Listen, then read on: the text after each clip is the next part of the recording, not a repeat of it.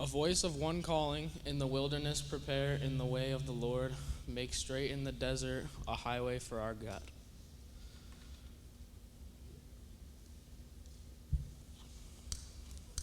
Every valley shall be exalted, and every mountain and hill brought low.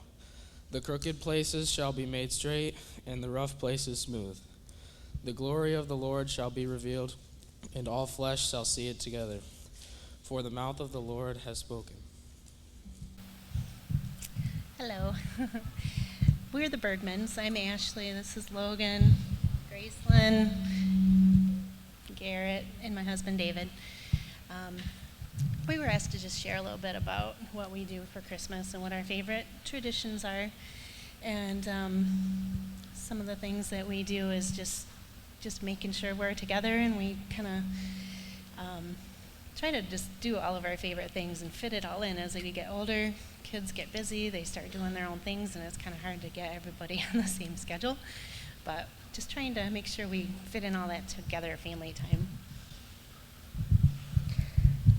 My favorite thing about our Christmas traditions is decorating the tree together and like watching a Christmas movie or listening to Christmas music. My favorite tradition is decorating the Christmas cookies. One thing my family does is we have these orange cinnamon rolls every Christmas morning, and they're very good. My favorite is getting together as a family and watching Christmas movies and Christmas specials. Today is the second week of Advent of the Christmas season. We lighted a candle called Peace or Preparation, the candle symbolizing the peace of Jesus provides in our time of trouble.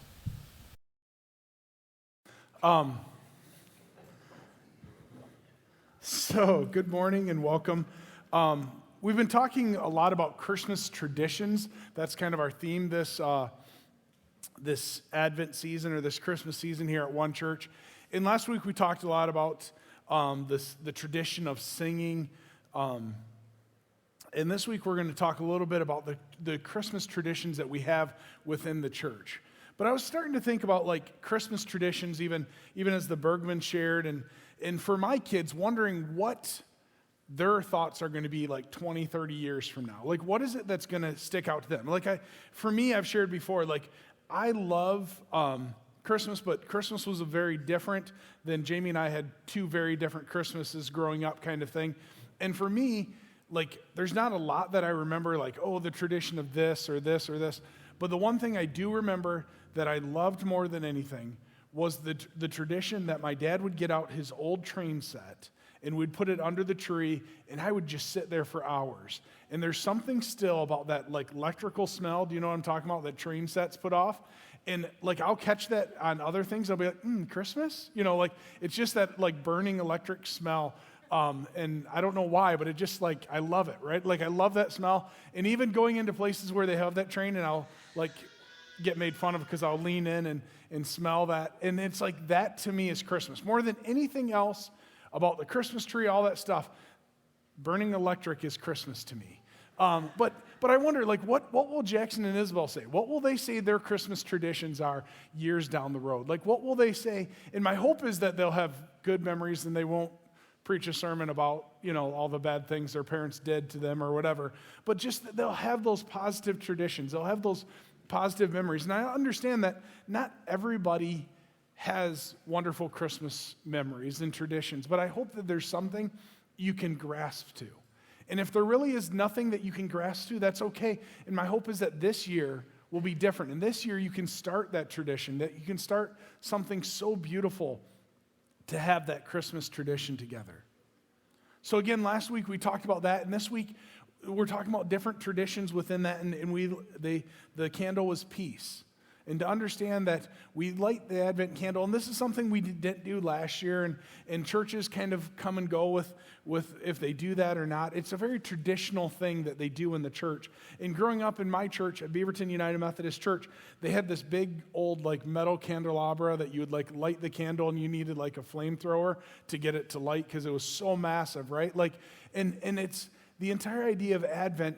We look at that, and oftentimes we look at that as something that well, Christ must have lit the Advent candle with his disciples or whatever. And really, the fact of the matter is the Advent candle really didn't make an appearance until about the 4th century. And it was used by monks, and they would use it to kind of focus in their heart in being ready for Christmas season and in that season. And really, shocker, Jesus, we don't believe or know that Jesus was really even born in the month of December or anything like that, right? These are all things that we use to help us grow closer to God. And we symbolize that birthday. We symbolize that because it's the season that is the darkest, right? Like December 21st is always the darkest, the longest day of the year, the longest night of the year, of the darkness. And we put Christmas in that season because it's supposed to be the turnaround. Like Jesus coming turned around and brought light to a world. And the days were supposed to be better in that. And so we anticipate this by the tradition of using the Advent candle or Advent, you may do an Advent calendar. And the entire point of this is to bring us closer to God, to reflect on those memories of what Christmas means, and to bring that in that, just like the monks did in the 4th century, of really just spending that time. And I'm kind of doing the opposite of them as I study a little bit more on the monks. They fasted for the month of December, and they didn't eat. I'm doing the opposite. I'm eating for them. I'm eating twice the amount, right? We do that opposite, but it's to focus on God and to bring that. So we look at those Christmas traditions as it's so much more than that. It's to bring our hearts closer. And this is something completely new that I discovered this week in preparation for today, and to understand that the first 2 weeks of Advent, last week being hope and this week being peace, are supposed to be a longing for a relationship with Jesus.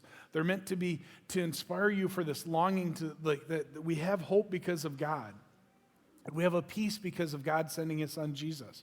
We have those. And the second 2 weeks of Advent, the next 2 weeks, precursor to the next 2 Sundays, are about reflecting on Jesus already coming. So we celebrate the first 2 weeks of the hope that Jesus will come, and the second 2 weeks of Advent is to celebrate that he has come. So really, we can start celebrating Christmas next Sunday, right? That's the entire idea behind this. The tradition of what it looks like is these first 2 weeks. So I want to in that just spend this week talking about the peace that we struggle with, the hope that we talked about last week, and that, but also the peace that we struggle with, not always feeling like we're good enough, not always feeling like we have that. And it's ironic that the word peace is used often in the Bible. It's used often with this longing that we just have this idea that we want to have peace, we want to have comfort.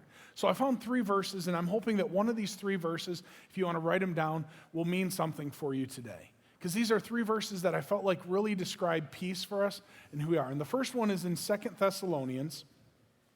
And now may the Lord of peace himself give you peace at all times. I love when it uses the word peace back to back. But may the Lord of peace himself give you peace at all times. And in every way, the Lord will be with all of you. So the Lord of peace, the thing that we're longing for in this season, the thing that we're longing for in that comfort, that peace of knowing that Jesus died, came and he came for us because we weren't good enough. That thing that we're longing for is sent by the Lord of peace. And he's here to also give you that peace.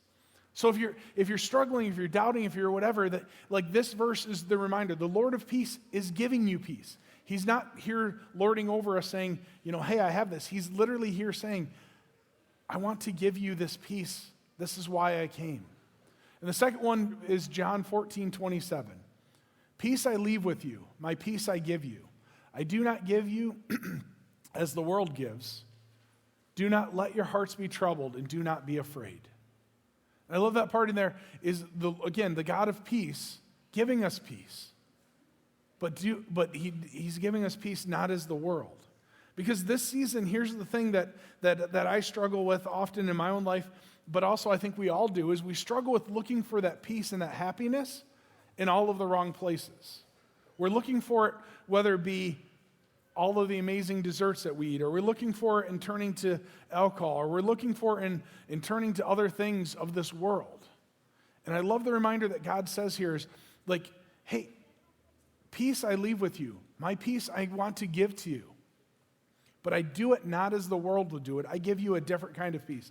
And my hope is that along your walk of Christianity and as you grow deeper in your faith, that you find that what God has to offer is different than what the world has to offer. I don't know about you, but I turn often to the worldly things. I turn to things that I struggle with, and God's saying, no, turn to me. Don't turn to those things that are temporary. Don't turn to those things of this world that really aren't good enough. Turn to me for that peace, that feeling that you're longing for right now. Turn to me. And the third verse that really hit when I thought about peace, here is Colossians 3:15.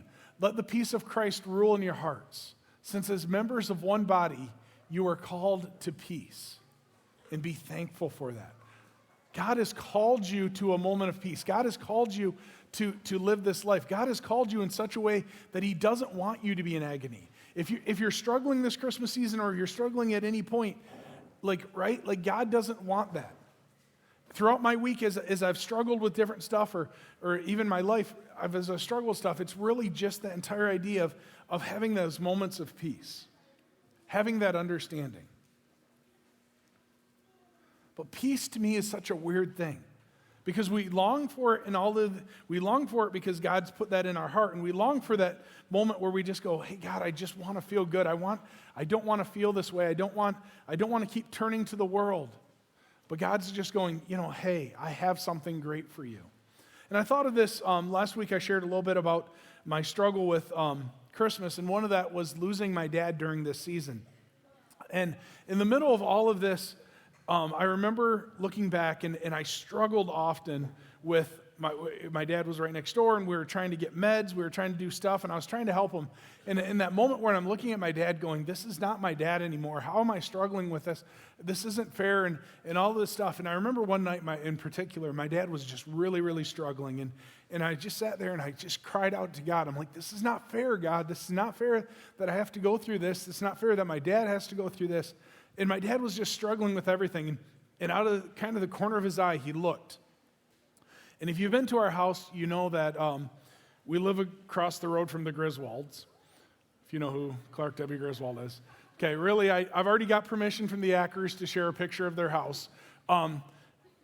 Andy and Rachel Acker just go all out. And they go all out in their house, and it's lit up like the 4th of July. And it is the most wonderful, beautiful thing to live across that. I am blessed. I feel embarrassed when Jamie and I put our Christmas lights, because the entire 5-mile road is like just all these beautiful lights. And then we have our like Charlie Brown version of Christmas lights. Like we can never keep up with them, right? But in the middle of this, my dad just looked out the window and he saw their lights, and just a peace came over my dad. And it was like, okay, it's going to be fine. And I thought more about that, right? And I thought, as I was preparing for today, and just that idea of peace, and that was something that my dad and I did, and our family did, and we would just go look at Christmas lights. And so of all those traditions that I talk about for our kids, the one that I love more than anything is the fact that we still go and look at Christmas lights. We drive all over, and people, when you put, you should check out this road, Jamie marks that down, and we go and check out all of those Christmas lights all around this area. Because there's a peace, right? Just looking at the Christmas lights. And we literally have the greatest Christmas show across the road from us. And even as I asked Rachel if I could share a picture of their house today, the very next day they were putting up more Christmas lights. It's just right. It's just such a blessing. And there's a peace that comes when you just see all these Christmas lights. And that peace that I saw in my dad, and that demeanor that completely changed just because of the lights. And that's really what we're talking about, that moment of peace, those moments where we just take a deep breath. And so again, studying this week and really diving into what peace looks like, because that's my heart for you guys as a church, but that's my heart for my family, and that's my heart for me, is to find peace during this season. In the chaotic, whatever of all of this season, is to find a moment to just go, the Christmas cookies are going to get made. The sermon is going to get written. All the sporting events are going to happen. And those moments of peace, no matter what, they're all going to happen. And you take the deep breath and you just enjoy it. And I didn't ask permission on this one, so I apologize. But even yesterday, like, I walked in the house and my wife had made her first and only mistake ever baking in her life. And I just saw like this like stress, and I went, it's not meant to be this way. It doesn't matter. We'll figure it out. Like, let's just relax and have fun. And I say this, and I'm not picking on my wife because I'm usually the one that's amped up and stressed out, but really to just know, hey, this is not what the season's supposed to be. It's supposed to be a season of peace. So I found this quote, and it just screamed what peace is supposed to look like to us. True faith fixes its gaze on God, and there finds it possible and wise to lose its fear. It is madness to say, I will not be afraid, but it is wisdom and peace to say, I will trust and not be afraid. There's peace in just going that, right? Because really when we come down to it, the idea of peace that we struggle with is fear. And I would say almost every time that I struggle with peace, the opposite side of that is fear. The fear that I'm not in control. The fear that something isn't going to work out the way that I hope. The fear that everything that I planned isn't going to be that way. Or the fear that I'm not good enough as a dad. Or the fear that I'm not good enough as a husband. Those fears, right? And you just sometimes just want to go, somebody just tell me it's going to be okay. And God's going, it's going to be okay. Because we combat that fear with peace. The peace that God has given to us. In the middle of this holiday Christmas season and all of the different stuff, Jamie didn't even know, but I had already prepared to talk about Home Alone, and this week's movie in our home was Home Alone. And if you don't know, side random note, because I throw this out here all the time, I had a college professor, so I'm going on a tangent, I apologize real quick. I had a college professor whose job was to sit down and interview people that want to write Home Alone, write movies. And he had the guy that came in and pitched the idea to him about the movie Home Alone. And my professor said, he looked at the guy and he said, hey, that's a wonderful story. I really like this. And most stories I read are plagiarized, but I don't know where you got this story from. Like, where did you come up with this? And I've shared this with a few of you, so you can't answer it if I've shared this story with you before. But the guy looked at him and he said, well, actually, I got it when I was reading the Bible one day. And my professor said, he looked at him and said, I've been a Christian my entire life. I'm going to really be honest and go, where in the world did you get this story? And the guy that wrote the story, Home Alone, said he got it from when Jesus was left behind at the temple by his parents. And that's where he got the entire idea behind Home Alone. So I love Home Alone for many different reasons, but that's one of them. But the part that I probably love more than anything in Home Alone, other than all of the cool stuff that Kevin does to the crooks, right? Like all of the throwing the paint cans and all that. But the part that I love is his conversation with the old man Marley. And Marley, if you don't know, spoiler, if you haven't watched the movie in the last 36 years, I'm going to ruin Home Alone for you, right? Like Marley, Kevin gets left home alone, and he is there. And Marley is the old neighbor that has all these stories that are talked about him. And Kevin thinks he's a murderer. Kevin thinks he's all this stuff, right? And on Christmas Eve, there's Kevin walking into the church, and there's Marley. And they kind of have a moment together where they talk about the struggles that they're each having. And Kevin has declared, he's no longer going to be afraid and all this stuff. And Marley goes back and forth. But the beautiful part of this is that Kevin also teaches him and really encourages Marley to patch things up with his daughter before it's too late, so that he can have a relationship with his granddaughter, to be able to have that peace. And Kevin talks about his fear in there, and it's kind of this beautiful moment of where I've landed on this, is he talks about his fear, and he says, it's okay to not be afraid, like it's okay to be fearful no matter what you go through in life. But they talk about that difference between fear and peace. And that you embrace the fear that you're having, but you also understand that there's peace in there.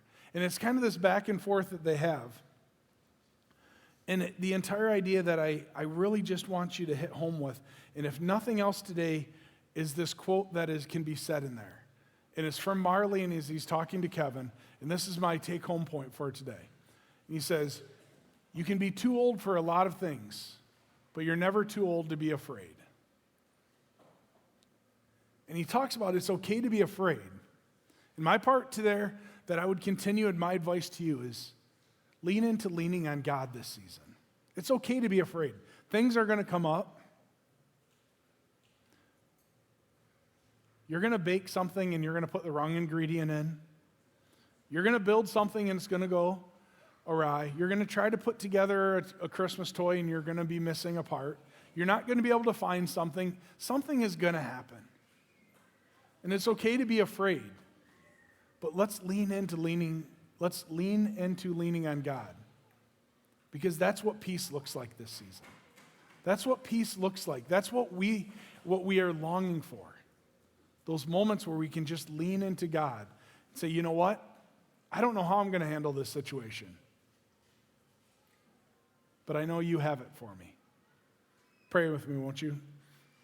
Dear Heavenly Father, thank you for today. Thank you for the reminder again of this season of Advent, of you sending your Son. The season that we celebrate in these dark, dark days with the light and the hope for tomorrow. God, I just pray right now that you will just help us lean into you. In those moments of fear, that you will provide the peace. That we won't turn to worldly things, but we'll turn to you for the peace that can surround us and love us. God, in those moments that we feel like everything's falling apart, we'll lean into you. Those moments that we feel like we don't have control, we'll lean into you. That we will turn to you in all of our struggles during this season, and it will be the best season yet. It's in your name we pray. Amen.